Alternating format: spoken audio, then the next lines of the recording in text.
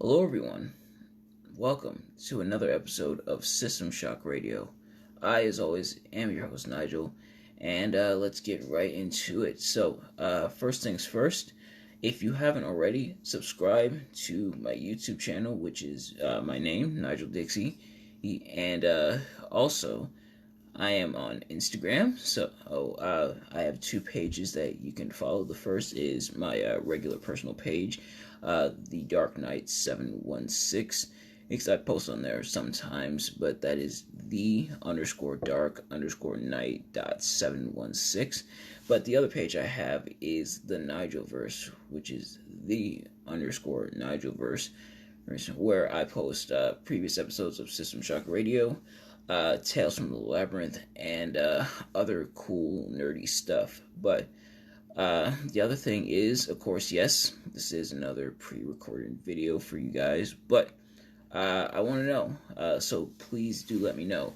Do you prefer me doing the pre-recorded videos, or do you want me to go live and everything with my videos? So, with being able to pre-record these videos, of course, I'm able to do multiple takes. I'm able to retake and reshoot something if there's something about it I don't like, if the sound's messed up, or I didn't like how a certain phrase came out. But the other thing with going live is that it's live and it's in real time, so I get to, interact with you guys. And of course, if there is a question, I can answer it right then and there on the spot. And of course, with going live, Facebook sometimes has delays when it comes to comments. So if I don't get to your comment right as you type it there, I do apologize. But other than that, please do let me know in the comments below or anywhere. You can message me, anything like that. If which one you prefer, for me to go live or for me to continue to do these pre-recorded videos, and either one I don't have a problem with, so it's no inconvenience to me. Of course, it's all based on what you guys want to see. But without further ado, let's get right into it. So our first topic is going to be about WWE 2K22. Now, today, or rather yesterday, because it is February 3rd when I am recording this. It is past midnight, but February 2nd, I should say, which was technically yesterday. We got some more. When it comes to W2K22, we saw some more entrances, but we also saw our first taste of gameplay. So, overall, everything looks fantastic. Honestly, this is the best that the WWE 2K games have looked in years. So we got good looking entrances, we got great looking character models for the characters and for the superstars and everything. And in terms of gameplay, we got some real good stuff there too. We got different camera angles. We got several different arenas, including the Thunderdome, which was pretty interesting to see. And we have our first taste of gameplay, and gameplay looks really good. So, in the footage that we saw, there was a match between Rey Mysterio and Damian Priest, aka two of probably my favorite wrestlers right now in the WWE. And the animations and everything and how certain stuff looks really fantastic. How the gameplay looks so smooth and everything. And even the pin like mini game, which some people had some reservations about when they heard that it would be button mashing, kind of like the old school SmackDown versus Raw days. But the way it looked, it actually doesn't look too bad, which is a bit of a surprise, but a welcome one at that. And of course, if you do want to stick to the timed, press the button at the right time to kick out, gameplay style that we've had in 2K games up to this point. Apparently, you are able to swap them off, but everything looks good, and I'm sure everything will play really well, which is great because this looks and pretty much has to look like a huge step up after what happened with 2K20 and how much of a mess that game ended up being, kind of like 2020. Pretty much that was pretty much the warning that 2020 wasn't gonna be that great. But after what went down with 2K20, 2K had to step it up and come back in a major way, and Battlegrounds unfortunately wasn't going to cut it, but I'm glad that they're able to redeem themselves with 2K22, at least from what it looks like so far. So I'm pretty excited. As for will I pre-order the game, I'm not sure. On one hand, like I said, everything looks really good, it looks promising, and all that stuff. But on the other hand, I don't know if it's really an incentive, like a good enough incentive to pre-order. Apparently, pre-ordering a game gets you the Nwo Pack, which the NWO have been in a lot of games up to this point, including the different people involved in the NWO and those respective attires.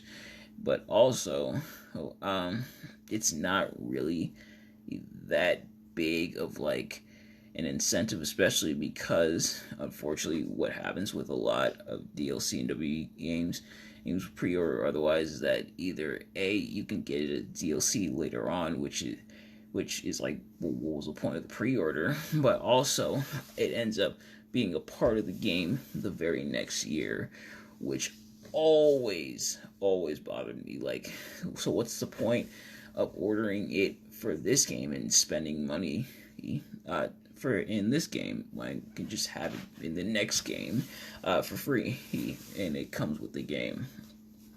I've honestly never liked that, and I will say, yeah, I don't like that 2K does that, but they are far from the only game company that does that. But I don't really pre-order a lot of games anyway. There's only 3 games that I've pre-ordered in my lifetime. The first was Spyro Reignited Trilogy on the PS4 because, well, it's Spyro. Like, what are you gonna do? Like, it's Spyro. Like, the man, and coming to PS4. And I was super excited about the game anyway. But then there was Mortal Kombat 11. And mostly because, I was also pretty excited about Mortal Kombat 11, but also because the pre-order bonus of Shao Kahn, which would end up becoming DLC later on. See, there's that phrase again. And then there was Marvel's Avengers, and that game really wasn't worth pre-ordering, honestly. Heck, that game's barely worth playing in a lot of people's eyes, but yeah, that game really wasn't worth pre-ordering, so sometimes there's good incentives to pre-order, and of course the big incentive is that you can play it day one, although you can play it day one anyway if you just go out and buy it when it comes out, or in some cases like other WWE games you're able to play it early.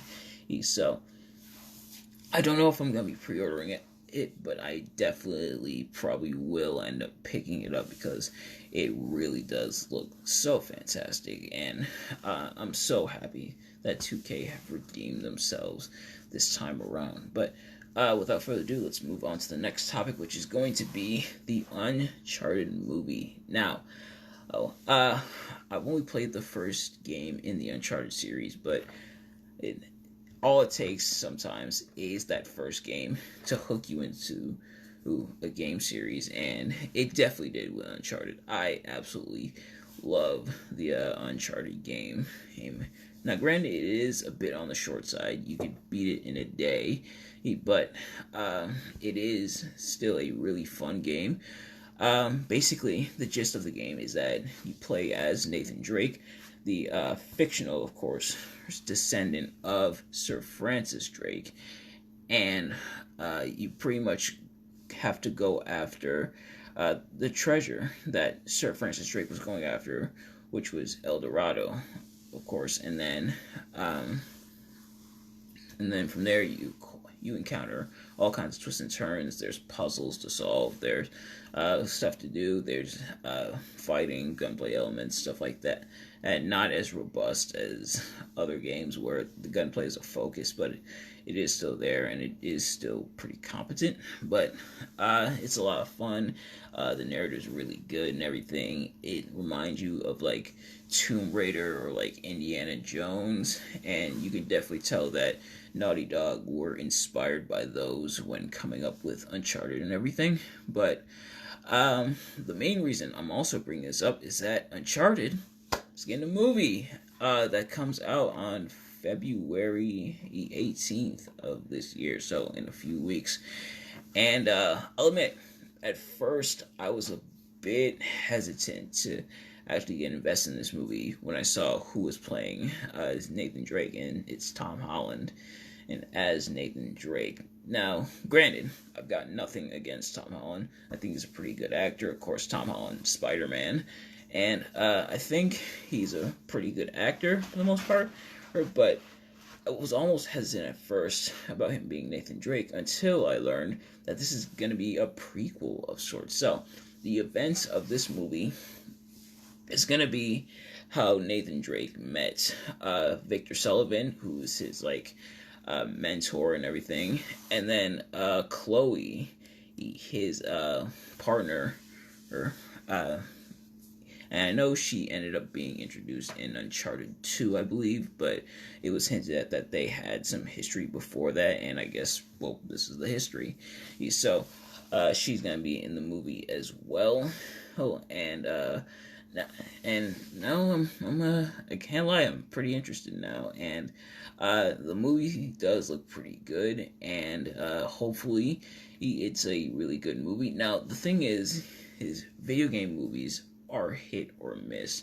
Sometimes they're really good, such as like Wreck-It Ralph or Scott Pilgrim, or which was comic book based off video games, or even like the Mortal Kombat movies from back in the day. So bad it's good. But then there's movies that are just bad based off video games. There was, of course, Mortal Kombat, still a bad movie.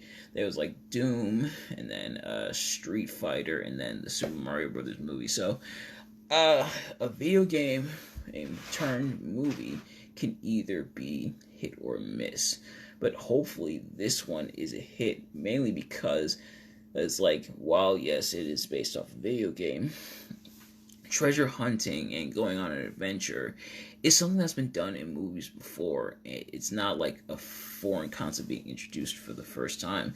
I mean, it's something we've seen plenty of times before, and sometimes it's done really well, like the Indiana Jones movie. So hopefully it turns out to be a really good movie. I'm interested to see the movie when it comes out.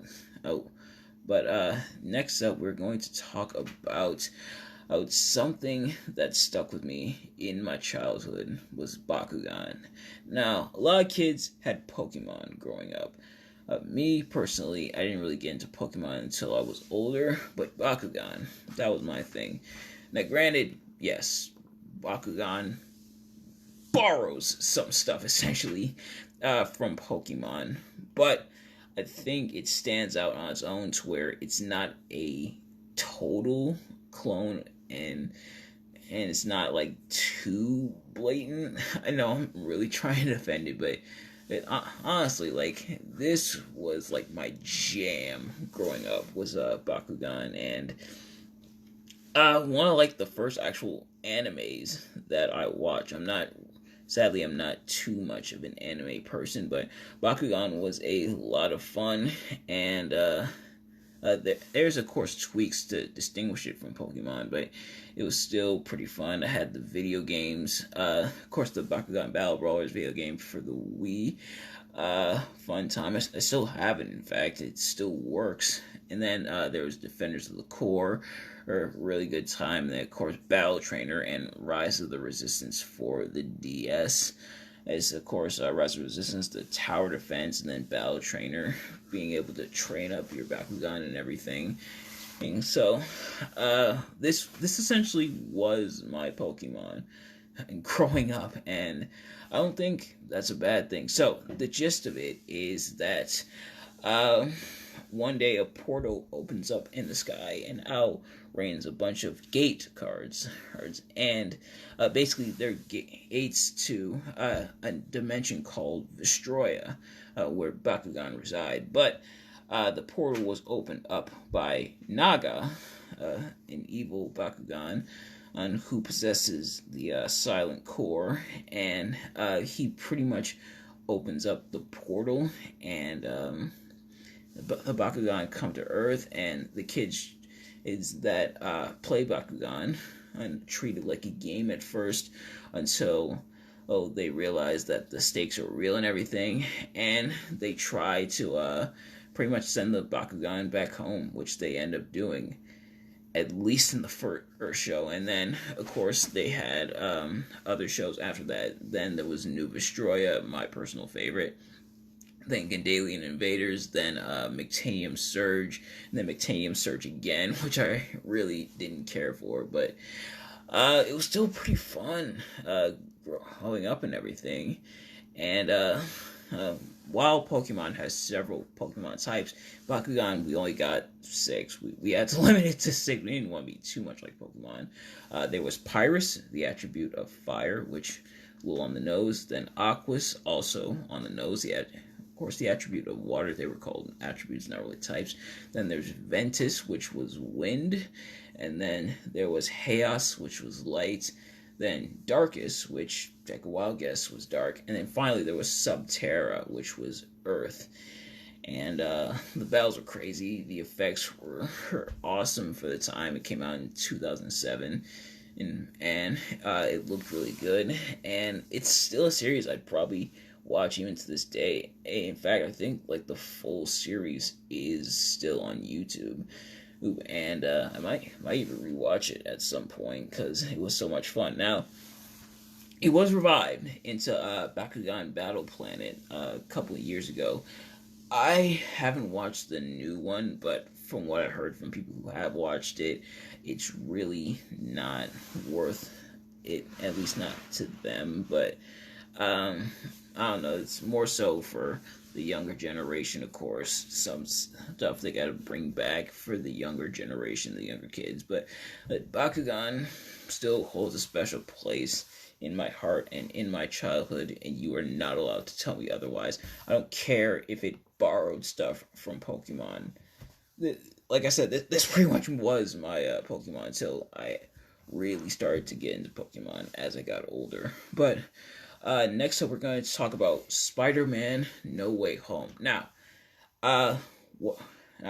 me talking about Spider-Man here on System Shock Radio is going to be kind of brief, only because, like I said, I want to do stuff for my YouTube channel, and one of the things I want to do is movie reviews, and guess what? That is going to be my first official movie review, is Spider-Man No Way Home. So, went and saw it last Monday, and it was fantastic. It was a really solid movie. You know, granted, there was a lot of hype around it because of like the old school villains like Dr. Octopus, Lizard, Electro coming back and everything. And then, of course, the possibility of Tobey Maguire and Andrew Garfield showing up. But even with that stuff, it's still a movie that I think stands on its own as a really solid movie, and really establishes Tom Holland and as the new Spider-Man. That's like it's pretty much his defining movie as Spider-Man, and where he really becomes Spider-Man. And I think that was kind of the problem that the MCU Spider-Man had, was that it didn't really feel like Spider-Man. And because, of course, the suit was made by Tony Stark, and he was like Iron Man 2.0, basically, but he really came out into his own. In this case, Marvel kind of worked backwards, where Spider-Man had started out as like Iron Man's protege, the Iron Man mini-me, and then really became his own person. But I think it worked, and it definitely paid off here or in this movie. So if you haven't watched it, I believe it is still in theaters. Definitely go check it out. But I'll talk more about it when I do the movie review. And then next up is dream matches. So back to the wrestling stuff. What's some dream matches is that you guys have that you would want to see? For me personally, there's a few that I've heard and that I've thought about that I think would be really cool. There's Kurt Angle versus Bret Hart. Of course, the battle of the very technical submission-based styles, which both men have pretty much mastered in their respective careers. Then there's Shawn Michaels versus AJ Styles. That's a pretty big one that a lot of people want to see. Which of course is not possible because of Shawn Michaels' age. And if you want proof that it's not possible, Crown Jewel 2018. And that's why it's not possible. But it's definitely a match that in both their primes would have been really fantastic. Then there's Batista versus Brock Lesnar, which, yeah, that never happened. They were in WWE at the same time, but while Brock Lesnar was WWE champion and everything, this was, of course, during Brock's initial run from 2002 to 2004. Batista was still part of Evolution, and the only big star, or big world champion tier star that's stable at that point in time was Triple H. By the time Batista came into his own around 2005, Brock Lesnar was gone, and then Batista came back in 2014. Brock Lesnar was there, but Batista was mainly there for the Evolution stuff, and then putting over both Daniel Bryan and then the Shield and everything. But they never faced, and then of course the big one. Well, another small before I get to the big one. Jeff Hardy versus Darby Allin. Yeah, it would be a bit of a spot fest, but it would be interesting to see. But, of course, back to the big one. The one that everybody wanted to see. The one that almost happened, believe it or not, and kind of did happen. Sting versus The Undertaker. Now, the reason I say it almost happened is because in 2011... Sting was a free agent and hadn't re-signed with TNA yet at the time. And it was rumored that he was heading to WWE. In fact, he was supposed to be the big surprise is at Mania 27, but because Sting re-signed with TNA and that would go on to Victory Road 2011 with Jeff Hardy. And if you want to know why that's bad, look up Victory Road 2011 and Sting versus Jeff Hardy. And the story behind that is a pretty infamous one. But unfortunately got scrapped, and it ended up being Undertaker. And we got Undertaker. Instead of Undertaker versus Sting, we ended up getting Undertaker versus Triple H at WrestleMania 27. Still a really good match, but not what we really wanted, per se. But... And the reason I say it kind of did happen is because these two technically have faced off before, but this was before the Undertaker gimmick. This was back when Undertaker was still Mean Mark Callis. They faced Sting 1, I believe, but it was untelevised. This was back in the 80s before Undertaker signed with the WWE.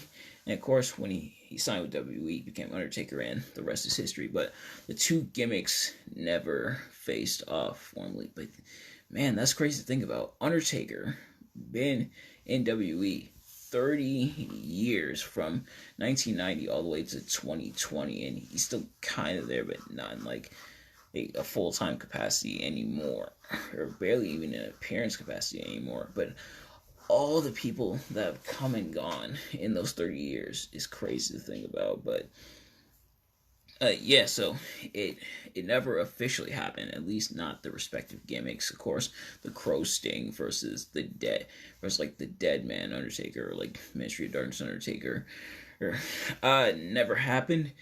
But let me know, what's your dream matches that you want to see? What's some ones that you guys come up with in terms of dream matches? I'm sure there's going to be be quite a few. There was Edge versus Seth Rollins for a long time, and then we ended up getting it in 2021, and to the surprise of no one, it was awesome. And finally, our final topic for today is a question that I want to ask. Who are you? Who do you see yourself as how do you view yourself? This goes back to self-image, which we talked about a few episodes ago on System Shock Radio. But how do you identify yourself? How do you see yourself? How do you view who you are as a person? Finding your identity as a person can be kind of tricky sometimes, especially when you're not entirely sure what you want your identity to be. But that's why you gotta look inward and look within yourself and ask yourself, who am I? Hey, so I ask you, who are you? And maybe you answer me, maybe you don't have to, but look within yourself and ask, who are you? And maybe you'll get the answer you're expecting, maybe you won't. But that's why self-reflection and how you view yourself is important, and because it allows you to find who you are as a person, if that makes any sense.